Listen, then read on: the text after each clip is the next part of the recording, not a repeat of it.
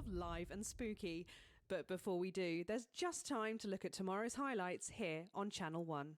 At 10 a.m, we continue our series on household budgeting, The Lady Balances, where Valerie Sellery's got her hands full with a difficult ledger.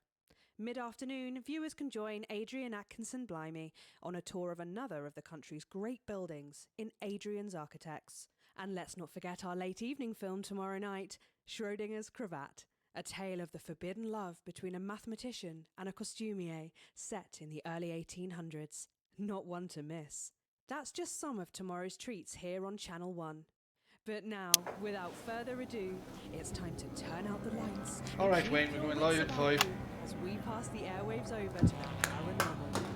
Are you receiving me, Wayne? Can you hear that?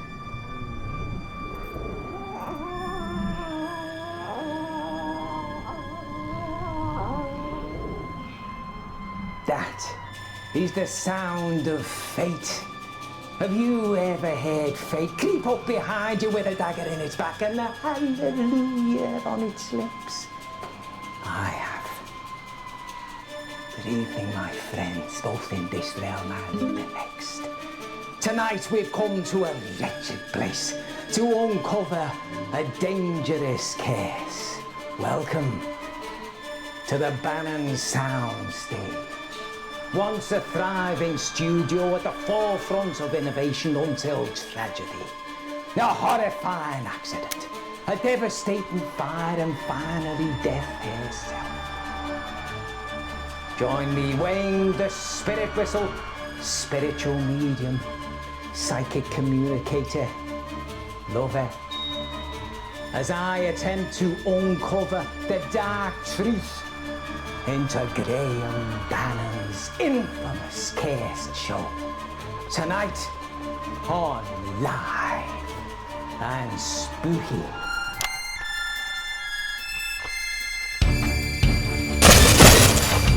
Jesus Christ, what the fuck was that? Oh my god! Sorry, I don't always react to things. Looks like the clock's shorted out? Ah well, it's not like we need it, right? But while I've got you, we might need your help to make things a bit spookier.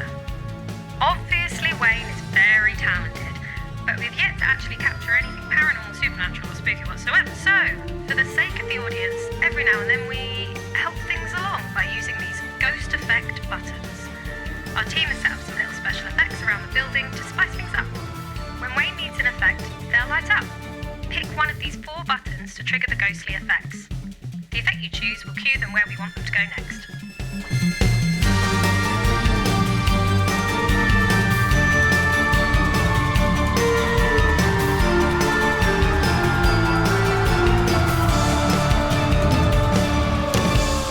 Tonight's episode features a very special guest, journalist, broadcaster and all-round truth seeker, Patrick Bannon. Good evening, Wayne. You excited to join us tonight? I'm excited, Wayne. Can't say I'm excited about all this dust, though. It plays havoc with my allergies. Now, Patrick. Oh, what's that, love? Oh, my Patrick. I'm hearing from the spirit world. I'm hearing something that might shake your world to its very foundation. Is it true that you are, in fact, the one and only son of Graham Bannon? Well, yeah. I mean, everyone knows that. Yeah. The EMF reading is off the charts! And, of course, we're joined, as usual, by our paranormal investigator and supernatural scientist, Dr. Ahmed. Excuse me, Dr. Ahmed. What is an EMF? Oh, forgive me, Mr. Bannon, I'm so sorry. Sometimes I forget that not everyone is as well versed in the terminology as myself and Mr. Spirit Whistle here. So, EMF stands for electric magnetic field. Essentially, it is a measurable energy signature given off by all forms of spectral phenomena. And that thing being off the charts, is that a good thing or is that a bad thing for us? Well, I mean, higher tends to mean that there is either a stronger presence or even multiple presences. And of course, seeing that we're in the business of hunting ghosts, I'd say yes, it's definitely a good thing, Patrick. Words to trust there, Mr. Bannon. Our doctor here is the foremost expert in metaphysical science. What do you have for us this evening, pet? Well, I've actually stumbled onto something of a breakthrough here, Wayne. I've managed to actually expand the light spectrum visible to the human eye by refracting it through a specially vibrated flower prism. This cutting-edge technology actually allows us to see into the spirit world. Ah, yes. Let's get the ghost cam switched on. Octahedral oscillating optoelectronics. Boom! Ah! What was that for? Branching, oscillating, octahedral optoelectronics. Oh, yes, exactly. That's what I said. But of course, I do need a shorter name for that now, don't I? Boom! Ah! Please stop doing that. Yes, Mr. Bannon, please do stop scaring poor Dr. Ahmed. Please continue, Doctor. Thank you, Mr. DeSpirit Whistle. So, tonight, we will be utilising my standard surveillance kit, which of course includes night vision capabilities, should we come into any problematic darkness, let's say. Oh, and additionally, I have taken the liberty of installing my branching up new devices all over the building.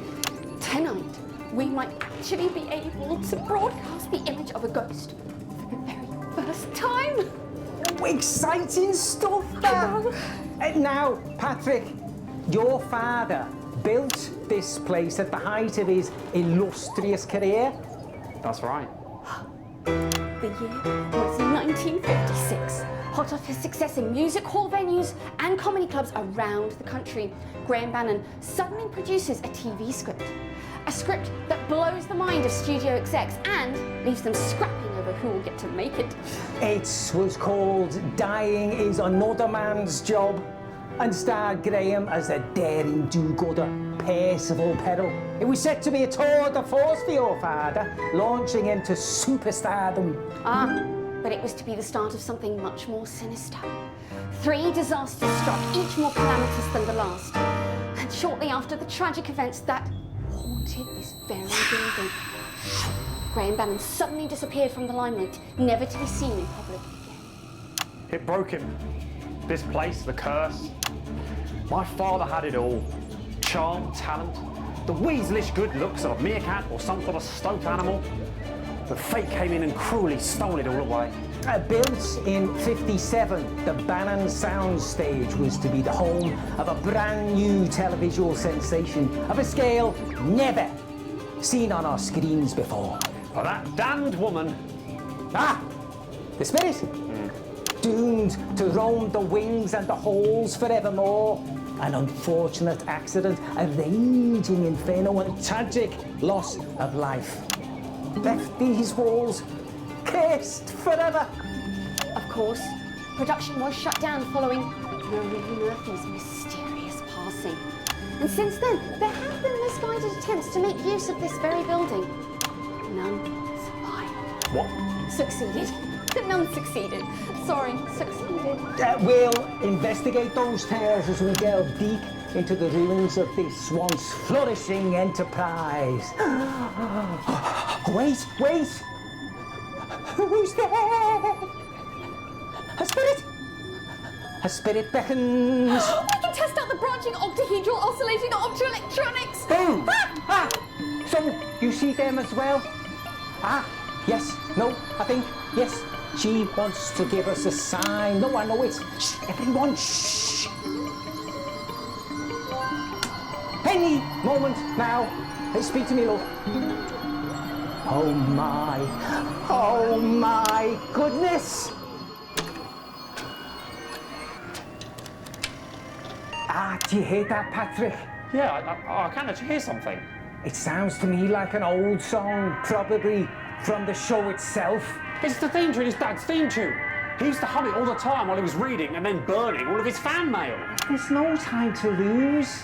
Quick, let's go see what this spectral sign entails.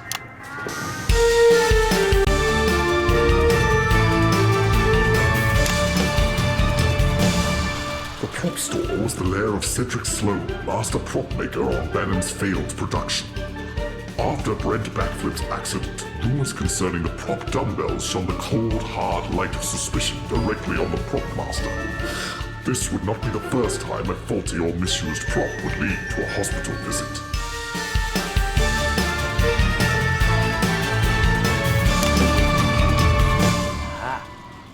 Here we are, hidden amongst a maze of objects, furniture, sets, the prop store. Please come in, Mr. Bannon. It's pretty dusty in here, Wayne. Well, yeah, that's because it's been unused for decades, ever since the failure of your father's show. Ooh. The spirits wish me to ask you, what do you know about a Mr. Sloane? Mr. Sloane, don't know much really. Dad didn't really mention him. It was all Brent this, backflip that. Really? Interesting. Sergeant Cedric Sloane served in the military before winding up in television. And while most of his service was classified, there have been rumours that he was never truly adjusted to civilian life, and he resented the frivolous lifestyles of the thespian elite. Perhaps Mr. Bannon. The stories of a disgruntled prop master sabotaging the climactic scenes of the show may hold merit.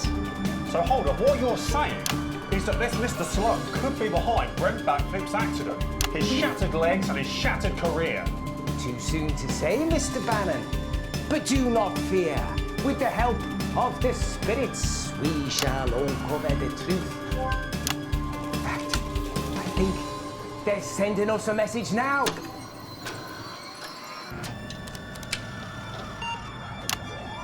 Oh, are we getting this? Tell me we're getting this. My God. It looks like what a jellyfish would see, on acid. They're showing us something. Some sort of light? Yes, light. There's only one place in this building with lots of lights. The stage. Exactly. Quickly. The departed are not patient.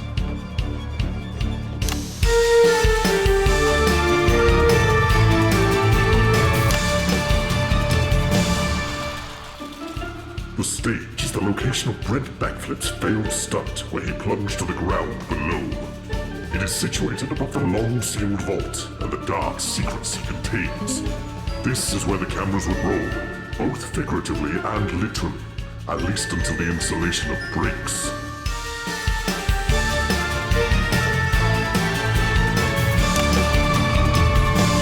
Come in, Patrick, the spirits are urgent. Apparently so, yes. So tell us what happened here. Well, Wayne, in this room is where the mishap happened.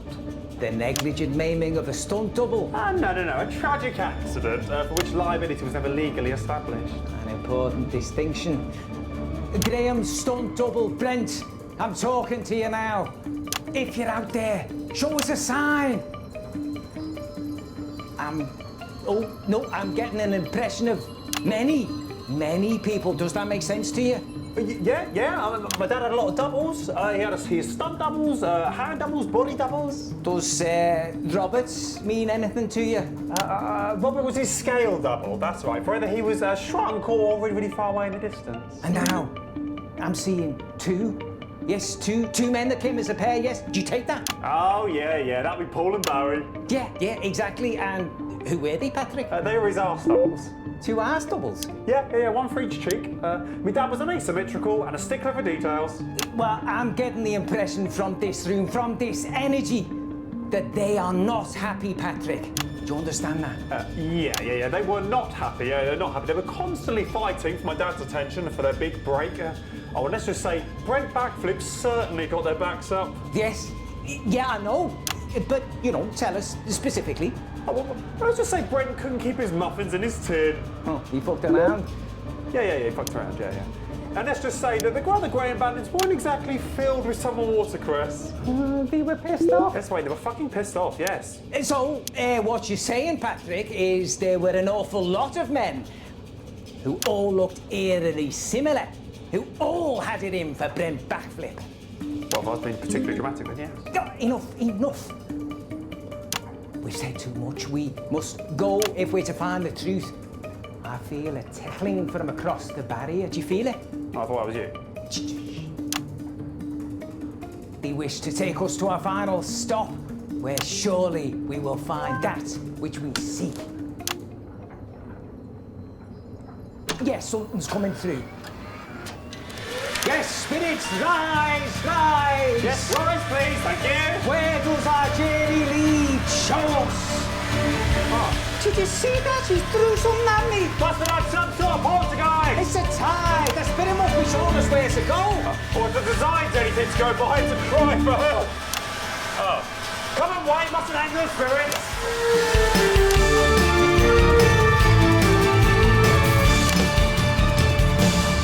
The costume room was the place where poor Brent Backflip's failed harness costume was created. It was the home to the late costume designer Marie Murphy, one of the suspects in this insidious mystery. And, most terrifying of all, it contains dangerous amounts of noxious fabric.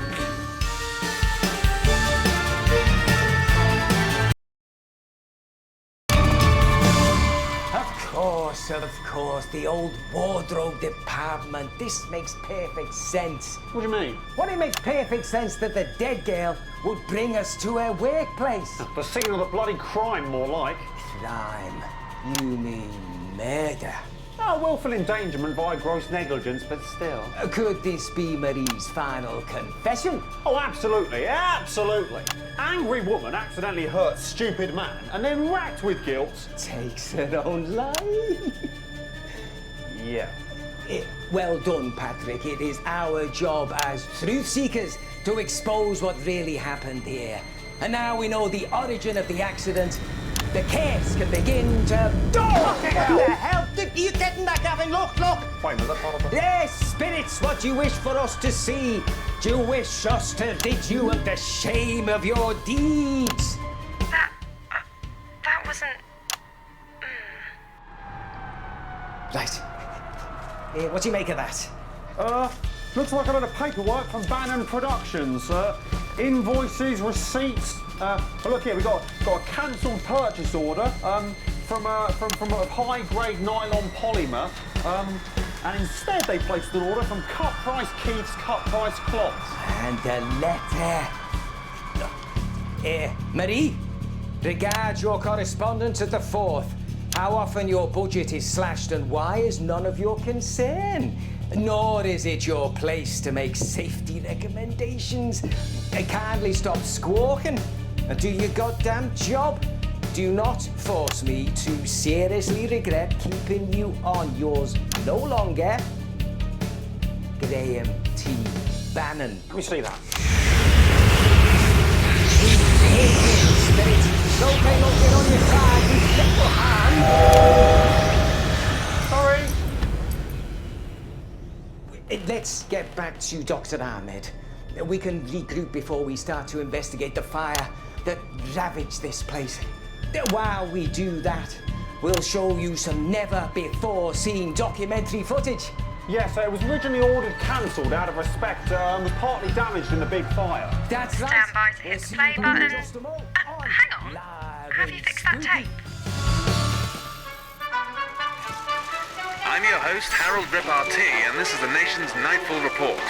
Tonight we bring you a special program where we take a closer look behind the scenes of a forthcoming television sensation. Masterminded by Graham Bannon, seen here at the Chesterton Casino, the project is, as yet untitled, promises to revolutionize entertainment. Bannon has just completed construction on this state-of-the-art studio and production facility, and despite his apparent fortune, Bannon decided to seek outside investment for this extravagant expenditure. With a price tag into the millions, it's a move that has raised eyebrows across the business world. Rehearsals are now well underway here, and it seems Bannon is quite the taskmaster.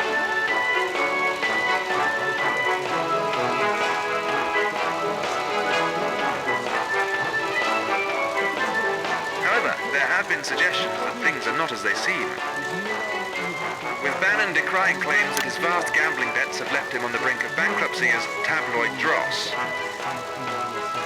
It's certainly unexpected for a family variety act to be catapulted so quickly into the spotlight. But if the executive's queuing around the block or anything to go by, these new scripts of his must be really something special. Welcome back to Live and Spooky, where we've just had a breakthrough. That's right. If you're just joining us, in part 1, we actually, through communicating with the spirits themselves, solved the mystery of Brent Backflip's devastating accident. Yeah, libel, slander, defamation, pick one, delete as appropriate. Graham Bannon's miserly negligence. In part 2, we are joined by... Holly. Holly. Yes, Holly. She has the sight. She will be a spiritual guide to us all in the end, I feel, and we will gladly follow wherever she leads us. Our next mystery is the fire that wrapped the building shortly before production was halted. Nothing could be proven at the time, but it was widely believed to be the fault of the costume girl, Marie Murphy. Before charges could be drawn up, the poor woman took her own life on these very premises.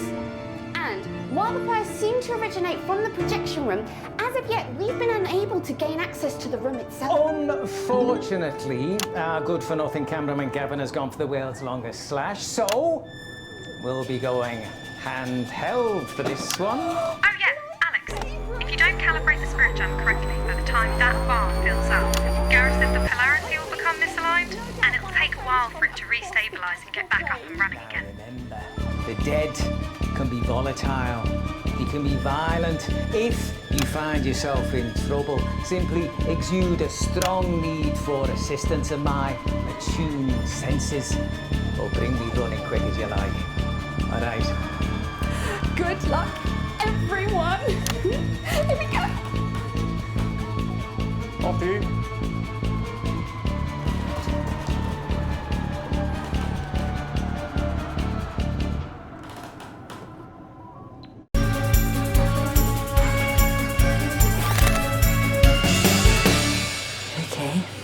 So you see those readouts on their screens? That shows how safe they are from spiritual interference.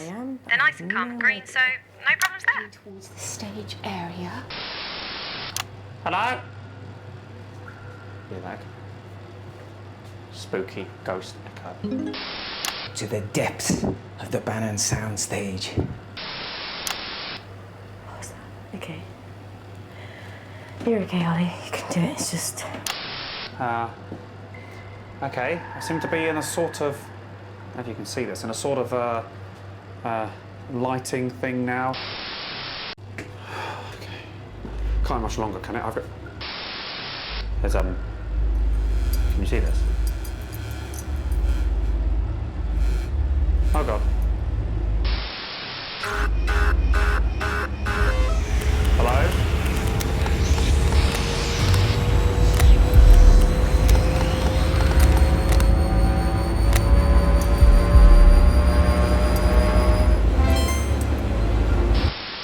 I've seen enough horror things to know.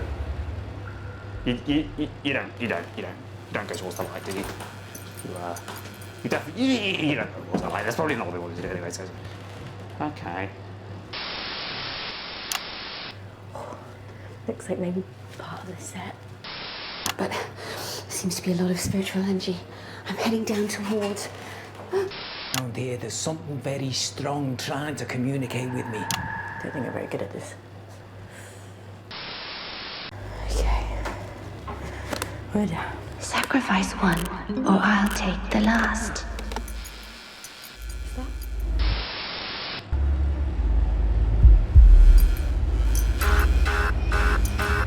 There is no such thing as ghost. It's open.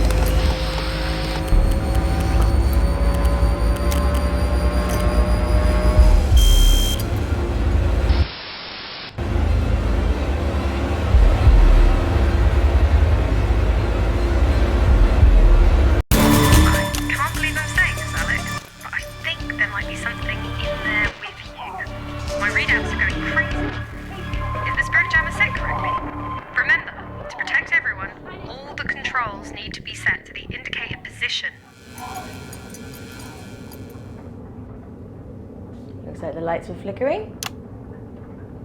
Doesn't seem like a good thing. Well, yes, exactly.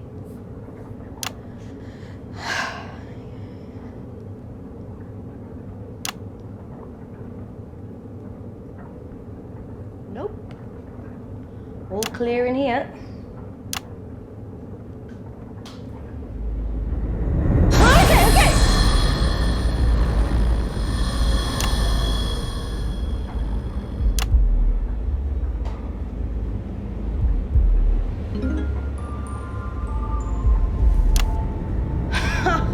Very funny, guys.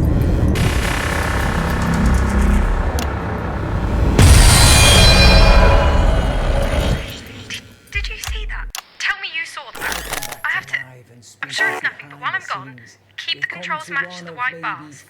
Gareth said, if the lights are green, ghosts can't be mean. But if lights are red, you'll end up dead. I guess that's not reassuring, is it? Sorry. Fuck, okay, I have to... I can't believe it.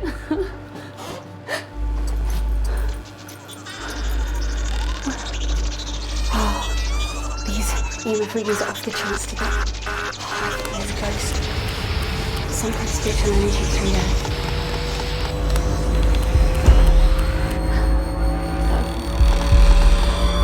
I think the door opened by itself.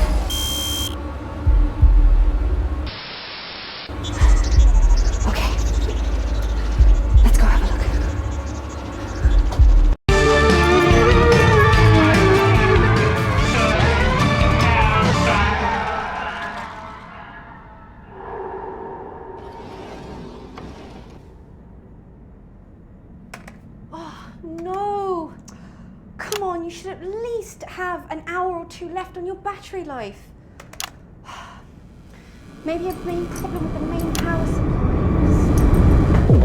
Oh! A kinetic manifestation. 14 Terragals! I've never seen such a powerful presence before. Thank you! This is an honor!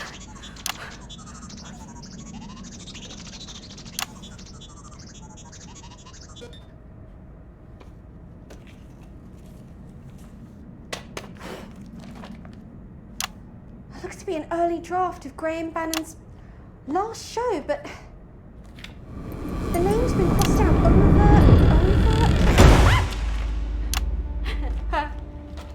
Time to go, is it? Okay. I wouldn't want to overstay my welcome. I'm just gonna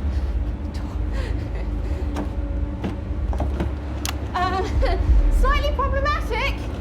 Hello? To any spirits that are out there, I'd be more than happy to leave if you would just unlock the door. Please, I don't mean to offend, I just wanted to be close.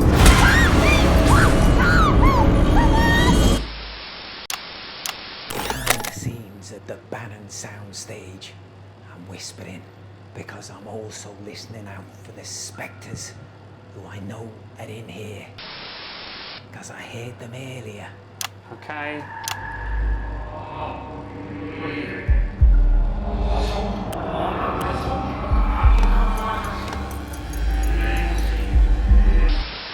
I think I'm hearing something. It's a voice. It sounds very familiar. Whether it's because I met Patrick Bannon, I think he's called Bannon.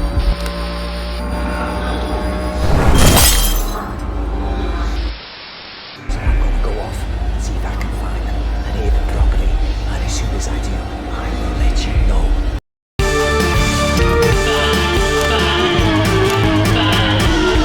Could be on the verge of finding. Oh, the bloody thing's broke. Not this new idiot's gone completely off script.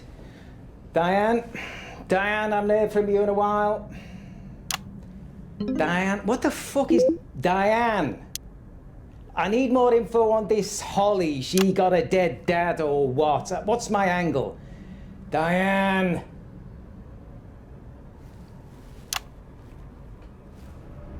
Oh, for fuck's sake!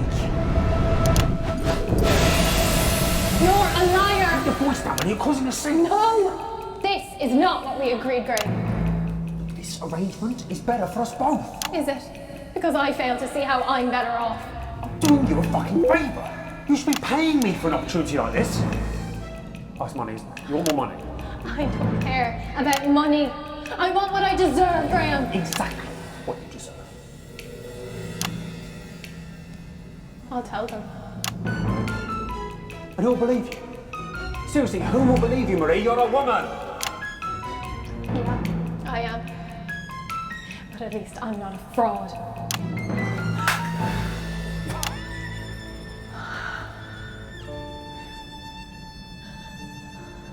You won't last long, I think, Marie.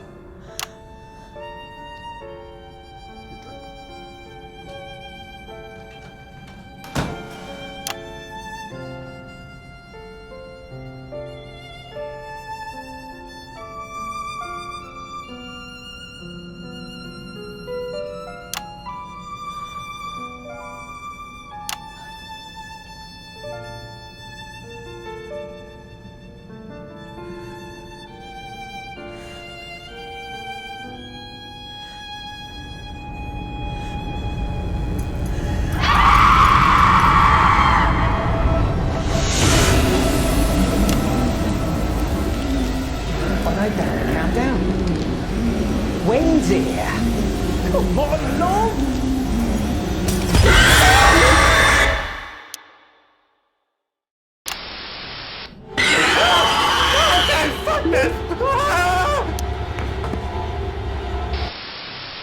Oh, fuck, oh shit, the fucking bollocks, he fucking wanked me all over the fucking shit. What the fuck was that?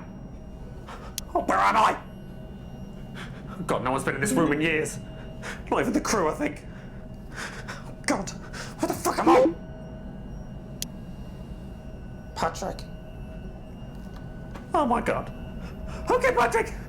There is dust on your hand. Don't hyperventilate. Just think about what Dr. Finkelschmidt said. Patrick, if there is dust in your hand, do not panic. As long as the dust doesn't go near your ears, eyes, mouth, nose, or any other orifice, you'll be fine. Okay, Dr. Finkelschmidt. I will not touch my eyes. Okay, it's gone. It's gone. Oh my God, what happened to this place? Someone silly had an accident here. Bits of film. All the original scripts. All completely burnt. They never did work out how it started. Hold on. I recognise that smell. Yeah. Still as pungent as ever. Dad did say its potency was on the questionable side of legal. Still, reminds me of home. So it was deliberate. Oh, no, nothing could survive that fire, definitely. It's really interesting. What the fuck? What the fuck is that? Oh, it's a projector. Who lays an old projector lying around in the projector room? Right, I'm in the projector room, fine. Oh, for God's sake.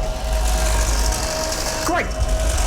So I'm gonna die here in the projector room while everyone else is dying God knows where. Oh, why did I agree to this stupid fucking... Wait, does that say...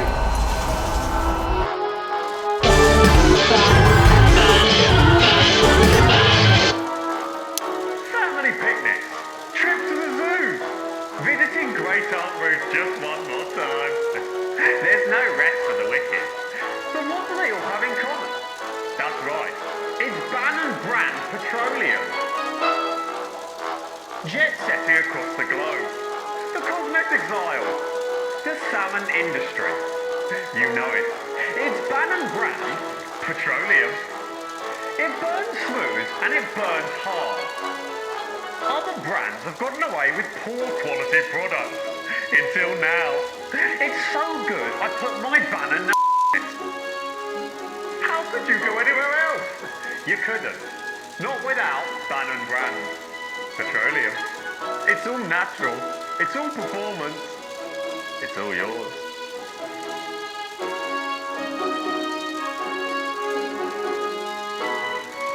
And that's a Bannon promise you can trust.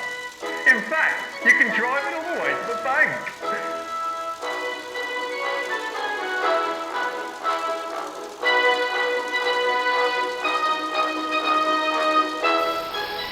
Okay. Oh, God. Okay. I should do it.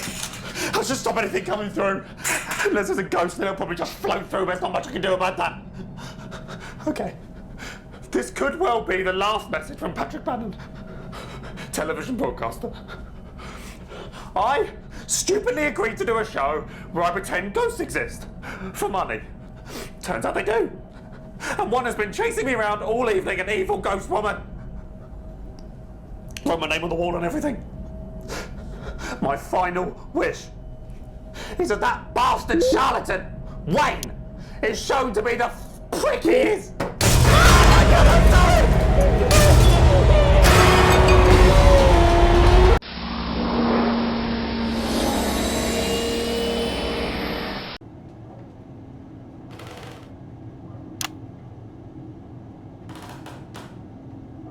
Don't know if anyone's hearing this, but I think I'm beneath the stage.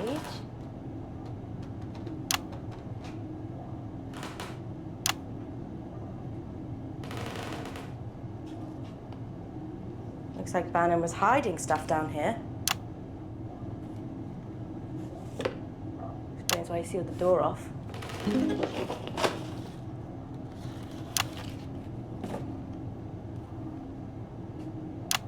Looks like it carries on over here.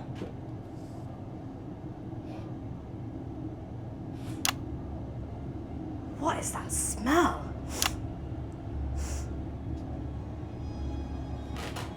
What is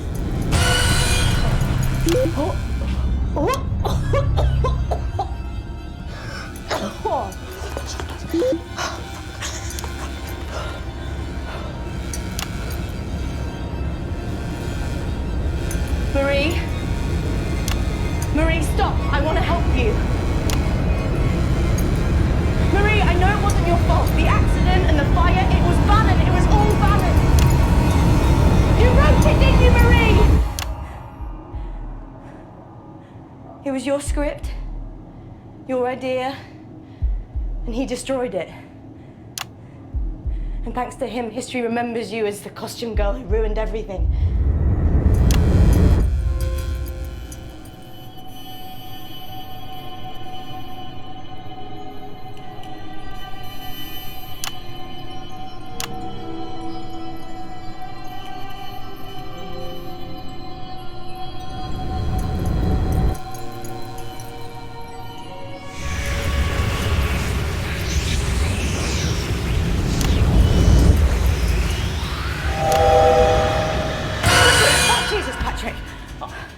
I do move quite quietly, don't I? My limbs are particularly aerodynamic. I thought you were dead. No, not dead. No, Diane found me upstairs, I was upstairs, and she came to find me, and then I thought I'd come find you. Be careful with that. It's really important. Marie, the spirit, whatever, she wants us to see it, and I think if we play it, nobody else is going to get hurt. You're right, Holly. What? Well, you're talking a lot of nonsense about spirits and ghosts, and don't forget it's not real. What do you mean? You saw? No, I didn't. It's a TV show. Remember, people press buttons, things jump out. Ah! No, bullshit. What are you saying? We need that tape, and we need. It's been a stressful night, right? Why don't you just go upstairs, have a little relax?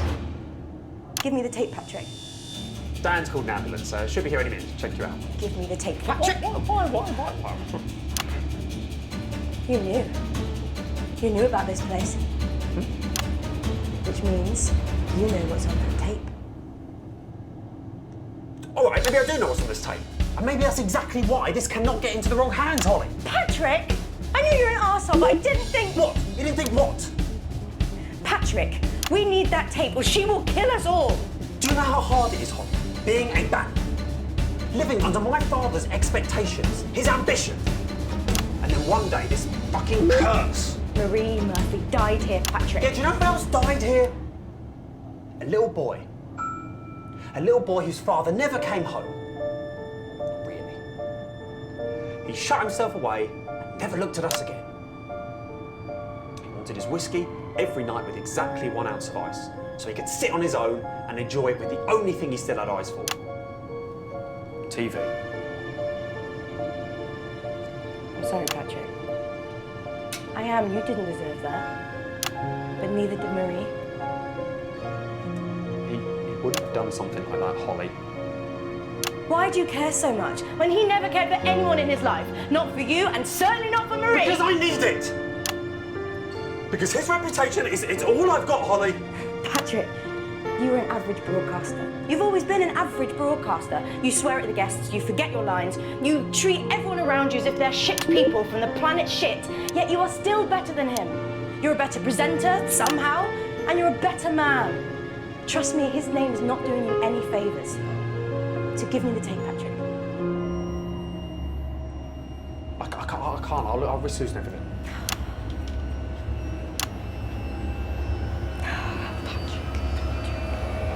That is a shame. Oh, what the? Sorry, Patrick. Oh, and a night before. You're a shit person, an even shittier news broadcaster. And no amount of mustache is ever going to make him proud of you.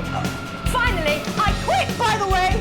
Just because your dad was a cunt doesn't mean you have to be. Fuck you, Holly! My heart is burning! This will ruin me, Holly! I'll never work again! What? Don't put me on the sports desk! Don't put me on the sports desk!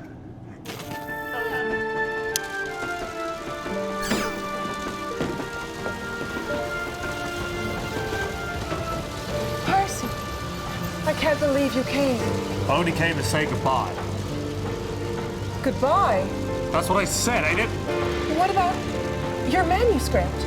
I couldn't have done it without you. Do you really mean that? You call me a liar, kid? I can't tell you how happy that makes me. Well, I guess this is it. Must I go? This is the way it has to be. But remember, I'll never forget you, Mary. Do you promise? Cross my heart and hope to die. And dying is another man's job.